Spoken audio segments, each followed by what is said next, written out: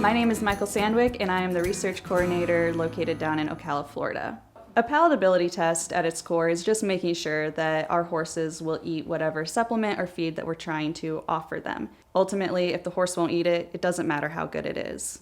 The type of palatability test that we do here at KER the most is called a preference test, where we'll offer 2 different feeds or supplements at the same time, and we'll look at how many times a horse will go back to the same feed and how much of the feed is consumed compared to the other feed. And that gives us a better idea if the horse prefers one over the other.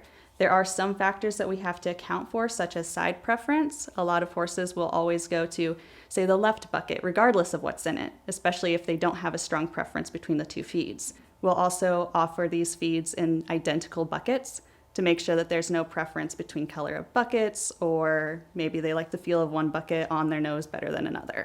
Whenever we're actually conducting these tests, we'll first take the horse out of the stall and we'll put the feed buckets evenly spaced. We'll bring the horse into the stall and allow them to sniff each feed, but not consume any of it. This way we just get their olfactory response. There's a lot of research out there that how a feed smells will drive a horse to consume it. So once they have smelled each feed, we'll turn them around so they're not facing either bucket, and then release them. Once they're released, they'll go to whichever bucket they prefer, and we'll offer the feed to them for 3 minutes. At the end of those 3 minutes, we'll go in and we'll remove the feed, and then we'll weigh the orts so we can measure how much feed they consumed, and that will help us figure out which feed they preferred over the other. One of the most important roles with our palatability tests is our scribe, or our observer role, where usually an intern will just stand out there with the horse while they're consuming the feed and monitor, make sure that the horse is continually eating.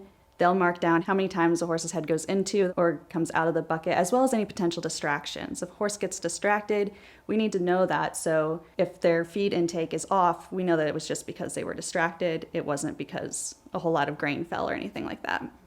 Having the ability to perform these palatability tests in young race-fit horses is of huge benefit. A lot of times, younger horses will be a little bit more picky when it comes to what they eat, just because they haven't been exposed to as many scents, as many flavors, and horses, they have a strong neophobic effect. They want to make sure that what they're eating is safe. And unless they've been around other horses that have been eating novel ingredients, they're not going to want to just go out and eat it.